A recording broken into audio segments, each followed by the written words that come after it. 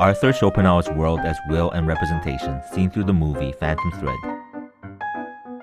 1950s London, Reynolds, a couturier who makes dresses for women of the European society, heads down to the country to get away from the sense of emptiness that always overtakes him after a show. While there, he meets Alma, who was serving as a waitress at a restaurant, and falls in love with her right away. Instantly, the two become lovers. Alma goes to live with Reynolds, and she finds herself living in a fantasy, the world of fashion and affluence. However, she quickly succumbs to a sense of helplessness. She begins to realize that she is simply a doll in the little world that Reynolds has built for himself, so she begins to dream up ways through which she can overcome the emptiness that she feels. Alma feeds Reynolds a poisonous mushroom. She wanted him to seem helpless and wanted him to depend on her, as if making a mockery out of Spinoza's claim that love is pleasure accompanied by the idea of an external cause. Alma says, "If he didn't wake up from this, if he wasn't here tomorrow, no matter. Thank you for coming.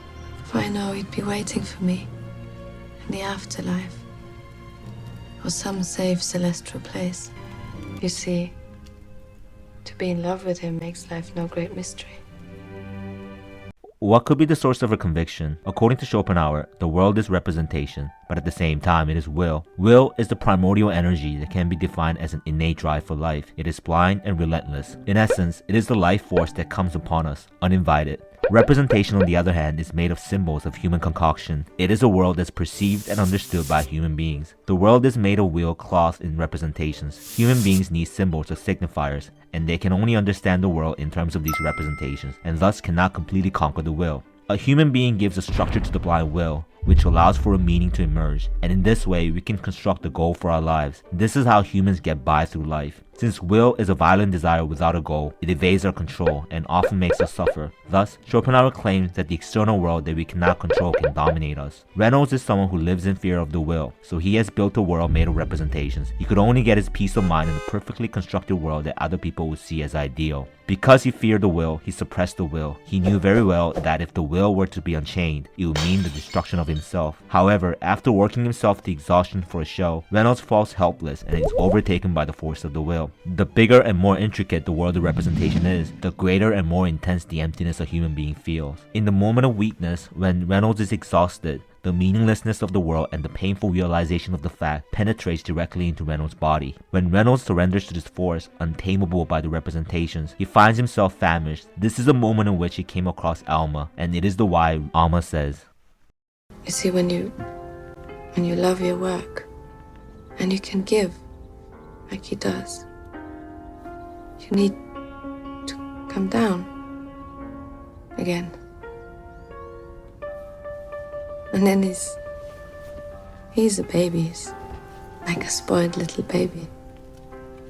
In fact, Reynolds needed a beautiful muse that would allow him to resolve his frustration that he felt in facing the unconquerable will. To free himself from the sense of powerlessness that comes after a project, he desired to express his frustration by objectifying someone. And in fact, he wanted to use her like a disposable product. It was his way of letting loose. Before meeting Alma, he had another woman who acted as his muse, and as soon as she could not fulfill her role, he got rid of her right away, as if though he was throwing away an old furniture, and instead brought in Alma to replace her. Reynolds would say to Alma, "You're making me extremely hungry."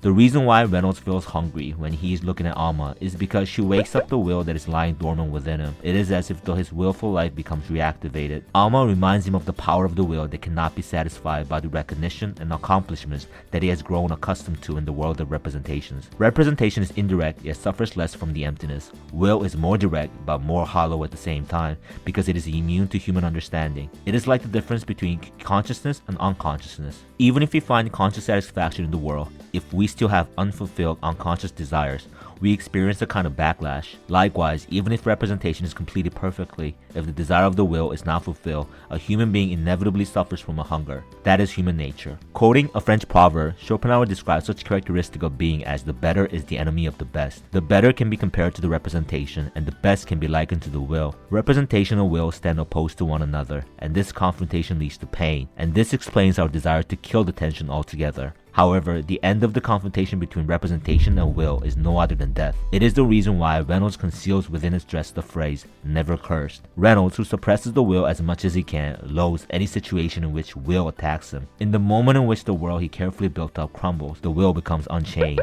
Reynolds knew that in such a moment he had to take the pain himself. He was clever and sensitive. For Reynolds, life is a struggle against this pain. It's comforting to think the dead are watching over the living.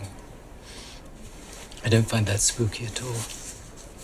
The title of the movie, Phantom Thread, refers to a thread that exists in the realm of the beyond, or an imaginary thread. It is a metaphor for the fact that what connects will and representation is not something that can exist in real life. Rather, it is a thread of fantasy. This phantom thread does not belong to the world of senses. So even though this imaginary thread decides the fine-grained texture, so to speak, of our existence, it cannot be wholly translated into human language. It's similar to the fact that each and every one is endowed with its own desire, and they cannot all be reduced to a common goal. This is what Schopenhauer meant when he said the journey of life is 99% tragedy. In other words, comedy only makes the 1% of life. It is only by a rare chance that will and representation coincide by the work of a phantom thread. And only in this moment we find ourselves in the fulfilling realization of life is worthwhile. Reynolds tries his best to realize this 1%. This is what lies behind Alma's conviction that led her to say, "To be in love with him makes life no great mystery." This conviction can only be gained at a price of near-death experience such as the one caused by eating a poisonous mushroom. It never comes about in the ordinary life of mediocrity. It is a moment allowed for those who would risk it all for that 1%. This is why, rather than settling for the conventional love life, Raynolds and Alma look to realize the dangerous love that aspires to this 1% and seek to fulfill their role in such a risky endeavor. It is only through perfect harmony of you and I that we can prevent the will from being confused with the representation and the representation from misinterpreting the will. If there is no joining of representation and will, a human being can easily fall for the sensual pleasures of the will or the symbolic achievements in the world of the representations. Unhappiness is in fact the discord between the will and the representation. This unhappiness hampers our will for life or makes us run towards fantasies, and it speaks to the unwillingness of many to face the realities of life. Quoting Plato, Schopenhauer claims that anything worth doing takes work. Comedy that makes up the 1% is something like a respite that comes after the tragedy of the 99%. This can only come about through the work of representations that tries to tame the will as much as one can. In this moment, in our hubris, we allow the vitality of the will to assail the cold representation that we have constructed. It is precisely the work of the phantom thread that stitches the two together for a brief moment. It is an exception rather than a rule, a serendipitous event. Schopenhauer claims that such an episode can only come through a better understanding of ourselves, which leads to an unenlightened consciousness. The enlightened consciousness refers to the experience of encounter with the a priori and the experience of gazing the phantom thread. It is similar to what Buddhists might refer to as the nirvana, but as it refers to not only the work of the body, but also the work of the mind, I dare say it is nothing other than doing philosophy. When we make our claim on life and stick through with it, just as Alma did, we can take a journey in life that is neither slavish to the will nor a victim of the illusions of the representations. Following Schopenhauer's lead, I would like to claim that the best that we can hope for in life is explained by a Petrarch's sentence that says, "If anyone who wanders all day arrives towards the evening, it is enough." The enlightened consciousness is not a small episode that can take place through chance or something that can be achieved by an untrained intuition. Despite our wishes, life is not a comedy nor tragedy in itself, because life is led by the blind and merciless will. Human beings with their inherent weakness inevitably faces pain of being. If you work tirelessly like Reynolds and believe with Alma's conviction, it may be the case that you may arrive at the moment in which you say, "It is enough." We hope that today is that very day, but it's okay even if you have to wait a little. Tomorrow will come and the world will go on. It's just that we may have to bid a farewell, leaving only a goodbye. Paper Renaissance.